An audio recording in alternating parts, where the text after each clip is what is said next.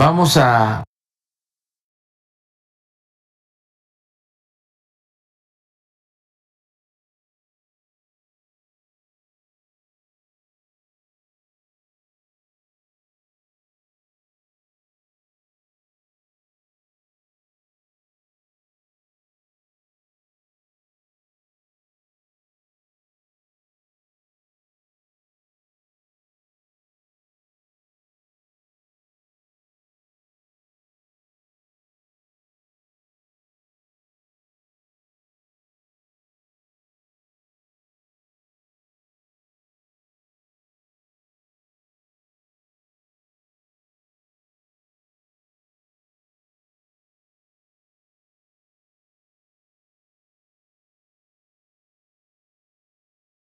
telegrama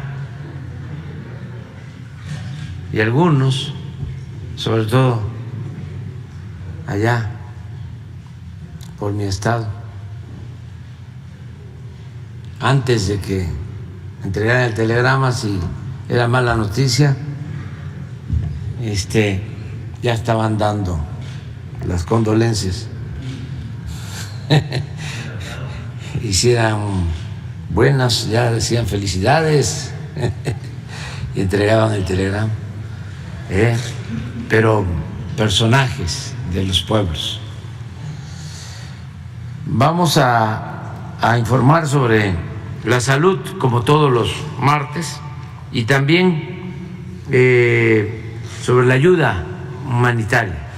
Y luego ya abrimos para preguntas. Adelante. Con su permiso, señor presidente, muy buenos días a todas y todos ustedes. Pues hoy, en 14 de febrero, en el Pulso de la Salud, tenemos la participación del subsecretario Hugo López-Gatell, quien comunicará cuál es el estado que guarda la pandemia del COVID-19 al cierre de la 6ª semana epidemiológica. En ese camino que ya tenemos varias semanas de atenuación, así como a petición de alguien de ustedes, del reto viral, nos informará del reto viral del uso indebido de clonazepam y sus consecuencias. En segundo lugar, el maestro Zoé Robledo seguirá informando sobre los avances del IMSS Bienestar 2023 en el país para atender a la población sin seguridad social. De los muchos temas que podría tratar, se va a ubicar en 3. En los levantamientos diagnósticos de campo de nuevos estados, en el despliegue de médicos especialistas cubanos en 12 estados y asimismo los avances generales de Nayarit, Tlaxcala, Colima, Sonora, Sinaloa, Baja Sur, Campeche, Guerrero, Veracruz, Michoacán y Morelos.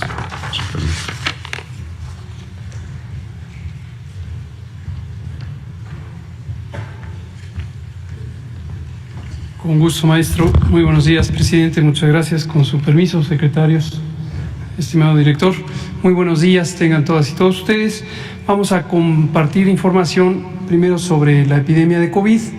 6 semanas, ya llevamos 6 semanas, todo lo que lleva el año, en una tendencia de reducción constante en la intensidad de la epidemia. Intensidad medida, como es convencional, por la cantidad de casos que se presentan diariamente y semanalmente, como se ve en la gráfica, y lo que vemos es que cada vez tenemos menos. Nótese, como lo hicimos ver durante la temporada en la que se iba aumentando la cantidad de casos, que esta 6ª ola fue sustancialmente menor a la 5ª ola y a la 4ª ola y a las olas precedentes. Entonces fue una ola de mucha menor intensidad, por lo ya comentado repetidamente, por el efecto protector de las vacunas fundamentalmente. La siguiente, por favor. Lo que vemos también es que la ocupación hospitalaria nunca fue cuantiosa, nunca llegó ni siquiera al 10%, llegamos a un máximo de 8%, y ahora ya vamos también en una tendencia de reducción en el uso de las camas de uso general y de las camas con equipo de terapia intensiva o propiamente de terapia intensiva, que están en 5 y 2% respectivamente. Y finalmente, el indicador de mortalidad también vemos que va en reducción durante las mismas semanas, quizá con una semana de desfase, y vemos también que en mortalidad ha sido la ola menos letal de todas las olas de esta epidemia, siendo la segunda la más intensa. Y otro elemento que también hemos comentado, queremos volverlo a señalar, es que las variantes más recientes del virus SARS-CoV-2, causante de COVID-19, en particular todas las múltiples variantes y subvariantes de Omicron, son menos virulentas, menos agresivas, menos letales, causan menos enfermedad grave. Estos dos elementos, las características de las variantes del virus y también la amplia cobertura vacunal que tiene la población, nos permiten pensar en que posibles olas que se vayan a presentar a posterioridad serán así unas olas de menor importancia en términos de lo que puedan hacer daño a la población. Esto es lo que podemos informar de COVID-19 por ahora. Vámonos a, la cobertura de vacunación, un recordatorio. Ahí llegamos a 84% de toda la población elegible para ser vacunada, 91% en personas adultas, 64% en personas adolescentes y 61% en lo que tenemos de niñas y niños de 5 a 11 años. Vamos a pasar a lo del clonazepam. Ayer se le preguntó al señor presidente sobre esta situación del famoso reto clonazepam. Vamos a explicar para la población y para ustedes, comunicadoras y comunicadores, de qué se trata. La siguiente, por favor. El reto consiste en una confronta que se hace entre la juventud a través de las redes sociales, en particular la red TikTok, que se dedica a intercambio de videos, y consiste en retar a las personas jóvenes a que consuman este medicamento con la idea de que resistan dormirse el mayor tiempo posible. Este reto no es nuevo, este tipo de comportamiento entre grupos de jóvenes, esto ha ocurrido por muchos años, está documentado, pero ahora con el uso de las redes sociales o sociodigitales, las redes electrónicas, desde luego la difusión tanto del reto como de la ocurrencia de los estragos es más fácil y por eso llega a la comunicación pública. Lo que vemos es que los efectos secundarios que están ahí enlistados son propios obviamente del efecto farmacológico del medicamento. La siguiente, por favor. Este medicamento es un medicamento controlado, queremos subrayarlo, se requiere obligatoriamente receta médica para ser vendido y desde luego que esté disponible en las manos de la juventud.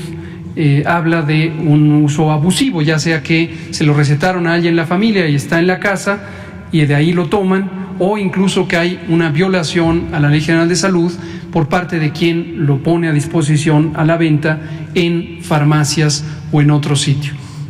Y este medicamento se usa mayormente para el tratamiento de convulsiones. Eso es un medicamento del grupo de las benzodiazepinas y característicamente provoca una serie de efectos que están, algunos de ellos enlistados como riesgos por el exceso de dosis. Puede causar somnolencia profunda, incluso llegar al estado de coma.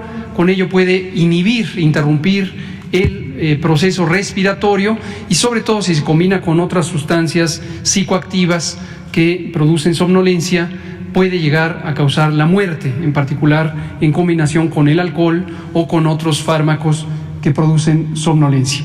Además, puede generar rápidamente adicción, aún usado en dosis moderadas. La siguiente, por favor. Lo que se ha registrado hasta el momento en el sistema de información básico en salud es 45 casos distribuidos en las entidades federativas que se ilustran en el mapa, y la ocurrencia ha sido mayormente en domicilios. Esto, aunque se ha informado en torno a las escuelas, en realidad en las escuelas se han registrado 5 o 6 casos. La mayoría ocurren en los domicilios fuera del horario escolar.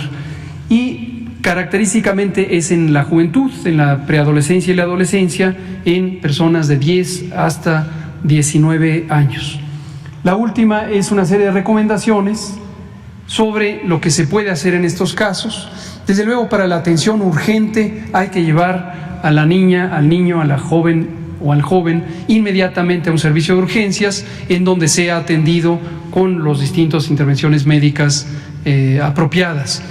Pero en forma preventiva es importante resaltar la importancia de la comunicación de la familia con estas jóvenes y hombres y mujeres, esta comunicación abierta sobre los temas de drogas, sobre los riesgos que en general enfrenta la juventud, lesiones, accidentes, abuso de alcohol, sexo inseguro, violencia de pareja, violencia de género, violencia social, el bullying. Es muy importante mantener una comunicación abierta, de un relacionamiento directo, horizontal, entre padres y madres con la juventud. En particular, el uso de las redes sociales o de los sistemas electrónicos o de los videojuegos puede tener un mecanismo de escape de la juventud que está viviendo ansiedad, que está viviendo una situación de desplazamiento emocional, y las redes en sí mismas no son malas, pero lo que hay que hacer es acompañar a hijos e hijas en ese proceso de relacionamiento con las redes. Los mensajes que se pueden transmitir ahí pueden ser inocuos, pero también pueden ser tóxicos, inductores de estas conductas dañinas a la propia juventud o a sus compañeras y compañeros. Y acompañarlos, guiarlos, orientarlos, cuestionarlos con amabilidad y profundo respeto a su autonomía puede ayudar mucho a mantener una vinculación estrecha y prevenir o alertar sobre cualquiera de estas conductas. Esto es lo que podemos decir. Muchas gracias.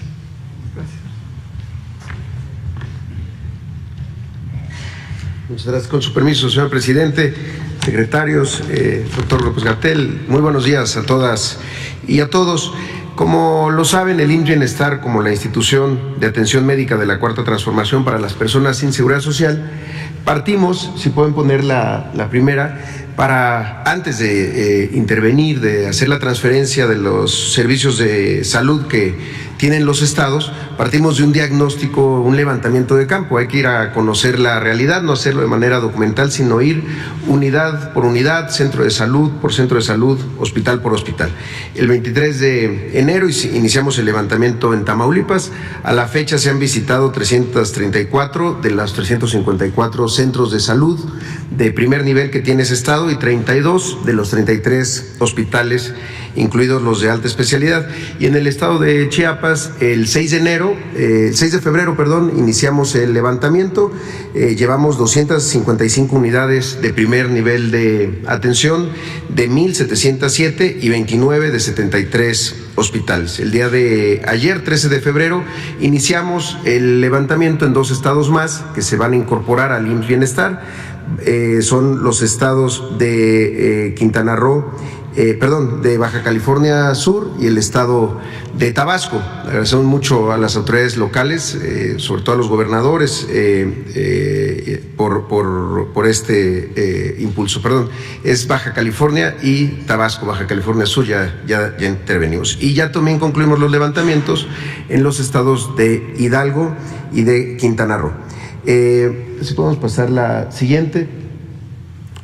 Al día de hoy hay en nuestro país, en 83 hospitales ya operados por el IMSS Bienestar, un total de 610 médicas y médicos especialistas cubanos. Hay un despliegue de ellos en 12 estados de nuestro país, 93 están en hospitales de Nayarit, 88 en hospitales de Colima, 72 en Tlaxcala, 72 en Oaxaca, 58 en Sonora, 58 en Campeche, 47 en Baja California Sur, 29 en Guerrero, 29 en Michoacán, 19 médicas y médicos especialistas cubanos que están en Veracruz, 15 en Morelos y 15 en Zacatecas. Hubo ahí alguna confusión de cuál era el despliegue de cada uno de los estados. Así están en este momento estos 610. Y en la siguiente podemos ver cuáles son las principales especialidades que tienen estos médicas y médicos cubanos. Son especialidades de alta demanda y además están en hospitales de difícil cobertura, hospitales en donde quizá muchos de ellos por primera vez son los médicos especialistas que están ahí trabajando de manera permanente. 122 internistas, 81 pediatras, 68 cirujanos, 48 médicos familiares, 31 oftalmólogos, 23 nefrólogos, 21 intensivistas, 20 médicos imagenólogos, 17 cardiólogos y 17 otorrinolaringólogos, cardiólogos, 15 geriatras, 13 gastroenterólogos, 11 neurólogos, 11 oncólogos, 11 ortopedistas y 11 psiquiatras, además de 10 alergólogos, 9 anestesiólogos y también el mismo número de especialistas de medicina interna, además de gineco-obstetras. Entonces, son muy buenas especialidades y, como decíamos, pues de muy alta demanda y poca oferta, para decirlo de alguna manera, entre médicos de nuestro país para estos hospitales. Y pasamos ahora sí a la revisión estado por estado. Nayarit, nuestro primer estado, ya estamos operando plenamente los 13 hospitales y las 292 centros de salud. Ahí tenemos ya 1,079 médicos especialistas y médicos generales, que equivalen a un 97% de la cobertura para este estado, 1,542 compañeras y compañeros de personal de enfermería, con lo que cubrimos el 98% de esta rama. Además, el abasto de medicamentos registra un 99%. En este sentido, también en estos estados ya podemos presentar cómo se ha incrementado la actividad en estos hospitales, la famosa productividad respecto al último mes que operó como un sistema estatal, ahora ya con IMSS Bienestar. 52% más consultas de medicina familiar, 194% más consultas de especialidad, 90% más cirugías y 32% más partos. El tema de las cirugías tiene que ver con la habilitación de muchos quirófanos que no estaban operando. En el siguiente caso vemos Tlaxcala, donde operamos en 10 hospitales y 181 centros de salud. Tenemos una cobertura de médicos especialistas y médicos generales del 91% y del 92% en el personal de enfermería. El abasto de medicamentos está en 96%. En este estado empezamos en 50% del abasto de medicamentos, hoy está en 96%, y también la actividad reporta un incremento de 28% más consultas de medicina familiar, 28% más consultas de especialidad y 66% más cirugías, además de un incremento modesto de 1% más partos. En el estado de Colima, donde estamos ya operando en 5 hospitales y 118 unidades de primer nivel, la cobertura de médicos especialistas es del 82% y 88% de médicos generales y personal de enfermería. El abasto de medicamentos en Colima está ya en el 94%. La productividad también se ha incrementado. Hay 54% más consultas de medicina familiar, 210 consultas más de especialidad, que es también uno de los temas más importantes que hacían falta allá en Colima, 72% más cirugías y 38% más partos. El siguiente estado es Baja California Sur, en donde operamos en 6 hospitales y 58 centros de salud, con una cobertura del 77% de médicos especialistas y 64% de médicos generales y personal de enfermería. Estamos ya al 100% de la capacitación. El abasto de medicamentos en Baja California Sur es de verdad destacable, pasó del 65% a un 99%. En este estado, donde las distancias son muy largas, era complicado llegar a estos niveles de recetas surtidas. La productividad se incrementó en 1% en consultas de medicina familiar, 39% en consultas de especialidad, 62% en cirugías y en 10% en atenciones de partos. En el estado de Sonora, en donde hay ya presencia en 17 hospitales y 223 centros de salud, la cobertura de médicos especialistas es del 71%, del 57% en médicos generales y personal de enfermería. Aquí el abasto de medicamentos tiene un registro del 98%, y también la productividad en todos los servicios de atención médica se ha incrementado, 6% más en consultas de medicina familiar, 51% más en consultas de especialidad, 57% más cirugías y 21% más partos respecto al último mes cuando se operaba desde las secretarías de salud de los gobiernos de los estados. En el caso de Sinaloa, donde hay una operación en 23 hospitales y 340 centros de salud, una cobertura del 53% en médicos especialistas y 46% en médicos generales y personal de enfermería. El abasto de medicamentos registra un 96% y también incrementos en la actividad, 1% más de consultas de medicina familiar, 171% más de consultas de especialidad, 22% más cirugías y 13% más en atenciones de partos. En el estado de Campeche hay también presencia en 11 hospitales, 133 centros de salud, con una cobertura del 50% de médicos especialistas y 58% de médicos generales y personal de enfermería.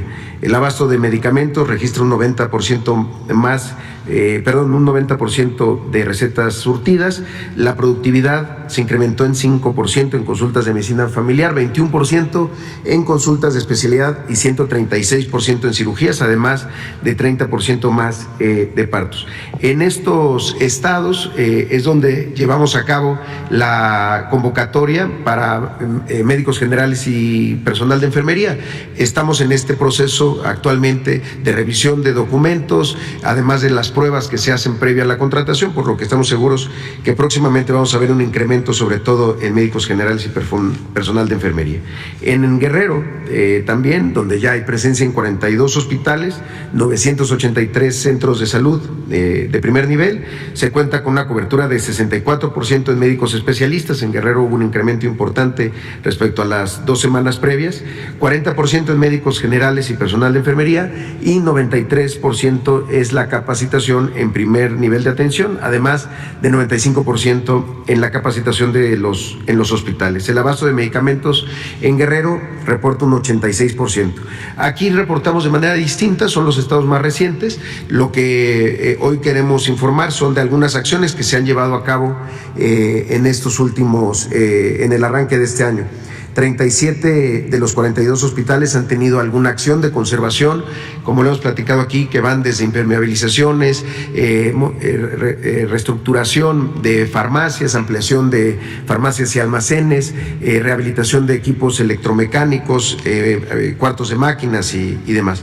En ese estado también se adquirieron 1.419 bienes por 61 millones de pesos, es decir, equipamiento por parte del IMSS Bienestar, que ya se entregaron al 100% en las unidades de primer nivel y al 96% están entregadas en los hospitales.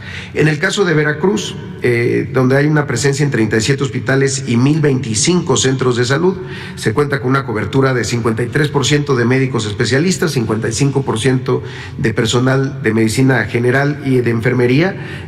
Ahí también estamos al 5% en la capacitación del primer nivel de atención y al 98% ya en la capacitación en los hospitales. El abasto de medicamentos reporta un 80%.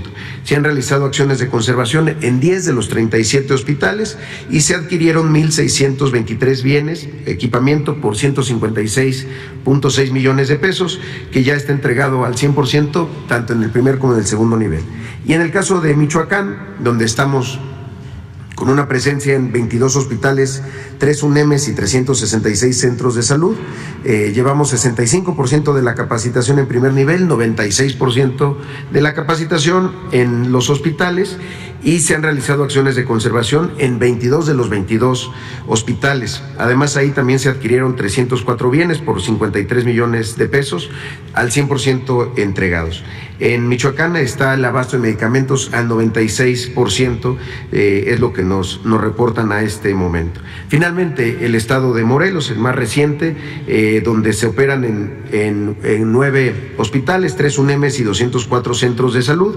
El abasto de medicamentos reporta un 88% y se han realizado acciones de conservación en 4 de estos 9 hospitales. Además, se adquirieron 78 bienes, equipos por 10.4 millones de pesos, que están al 100% en la entrega en ese estado. Será todo por mi parte, señor presidente. Muchas gracias y buenos días. Marcel.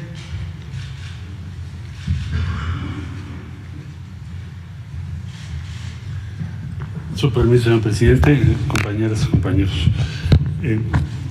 Bueno, respecto a las actividades del equipo mexicano en Turquía y del respaldo a Siria, lo que podemos informarles es que 2 cuestiones principales. El día de ayer, conforme a las instrucciones del presidente de la República, se estableció contacto con la Organización de Naciones Unidas. Ya nos marcó cuál va a ser el conducto para el depósito de los $6 millones. Esto se hará en el transcurso del día de hoy para que mañana ellos ya tengan los recursos disponibles. Creo que por ahí tenemos ya la comunicación. Esta es la comunicación que tenemos al día de hoy, en donde acusan su recibo de la nota verbal que les enviamos. se va a hacer a través del Syria Cross Border Humanitarian Fund, que es el que está organizado por Naciones Unidas, y se va a hacer el movimiento ya esta cuenta, que es la que nos indicó la Organización de las Naciones Unidas. Esto lo recibimos hoy a primera hora. Entonces, durante el día vamos a concretar esto. Y por el otro lado, a partir del día de mañana, ya se nos notificó por parte del gobierno turco que se empezarán a retirar los equipos de rescate, porque van a empezar sus labores ya de demolición a gran escala. Entonces, ya mañana les informaremos cuándo es exactamente el retorno del equipo mexicano de rescate que fue a Turquía. ¿Y eso sería cuánto, señor presidente?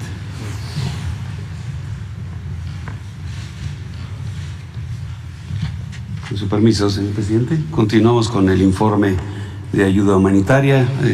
La fuerza humanitaria que se encuentra en Chile, con las mismas 10 brigadas, nomás se cambió de área. En la misma región están las fuerzas, pero están atendiendo las comunas de Hualqui y El Cortijo, las que están en la región Biobío, y las que están en la región de Araucanía, en Lumaco y Galvarino.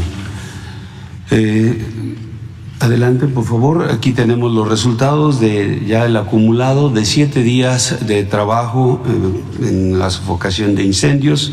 Tienen 181 personas que fueron evacuadas, 173 consultas médicas, 848 hectáreas sofocadas, 272 kilómetros de guardarraya, 1.056 viviendas aisladas y 1.161 kilómetros de reconocimiento en el área. A continuación hay unas fotografías de este trabajo de la Fuerza de Ayuda Humanitaria y unos videos de esas labores que realizan. Sobre Turquía, bien, la fuerza, como ya lo citó el señor canciller, el día de mañana se estará moviendo. Esto depende del movimiento de todas las delegaciones. Hay 45 delegaciones aproximadamente apoyando a Turquía, y del Centro de Gestión de Desastres de Emergencia de ahí de Turquía estará dirigiendo estas operaciones de evacuación ya de las diferentes fuerzas que están apoyando los diferentes países. Nuestro avión, el avión de la Fuerza Aérea Mexicana, está allá en el área, no se incorporó. Entonces, en cuanto estén ya en posibilidad de salir el día de mañana, esperemos que estén ya iniciando el vuelo de retorno. Aquí tenemos unas fotografías del trabajo que se ha estado realizando y también unos videos de esas mismas labores. Y a continuación un video con la información de los trabajos que han estado realizando ahí en Turquía.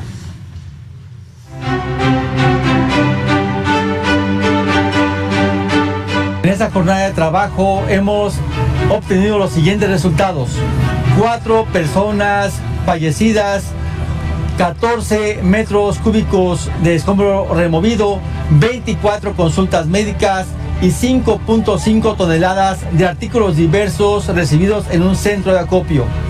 Con estas cifras tenemos un acumulado a la fecha de 4 personas con vida rescatadas, 33 cuerpos de personas fallecidas recuperados, 96 consultas médicas, 55 metros cúbicos de escombro removido y 8.5 toneladas de artículos diversos recibidos en centros de acopio.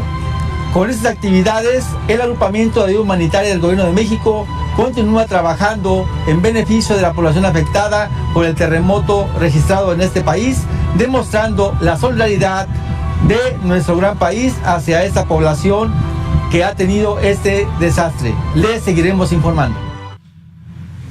Bien, y sobre el traslado de ayuda, de los insumos que fueron donados, todo lo que se va a ir a Turquía, aquí tenemos la información. Bien, la convocatoria que se realizó por parte del Gobierno de México para los ciudadanos que quisieran donar, la meta era 50 toneladas, pero la respuesta fue muy buena.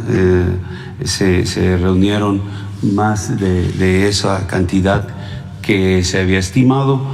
Tenemos en total 95 toneladas de insumos y 21.1 toneladas de latas de sardina. Todo esto está concentrado en el centro de acopio de la base aérea militar número 1, ahí en Santa Lucía. Este centro de acopio sirve para la aplicación del plan DN3, llevar los insumos desde ese lugar hacia cualquier parte del territorio nacional, o en este caso llevar la ayuda humanitaria al extranjero.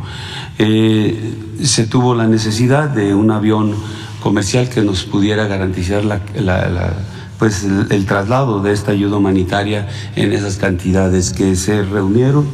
Tenemos a las aerolíneas de Etiopía, que es el avión que irá con esta carga, y también colaborando la empresa Awesome Cargo. El avión con toda la carga estará saliendo del Aeropuerto Internacional Felipe Ángeles a las 19:15 horas de este día, y estará arribando a las 14:20 del día de mañana a Adana, Turquía. Es hora local, las 14:20 a las que estará arribando. Llevará personal de la Delegación de México para hacer la entrega de toda esta ayuda desde el gobierno de Turquía. También aquí agradecer de nuevo esta respuesta, y también solicitar que pues ya con esto cerraríamos esta ayuda humanitaria, pidiéndoles que ya no concentren este material. Ya el avión, inclusive estamos supeditados al volumen que tendrá la carga. Puede llevar las 100 toneladas el avión, pero el volumen que tenga el material, la empresa va a ir estableciendo hasta que momento ya va a ser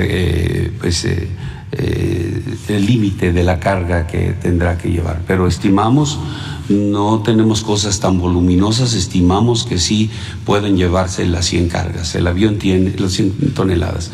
El avión tiene esa capacidad, pero repito, todo es cuestión del volumen que tienen estas donaciones. Es todo, señor presidente. Muchas gracias.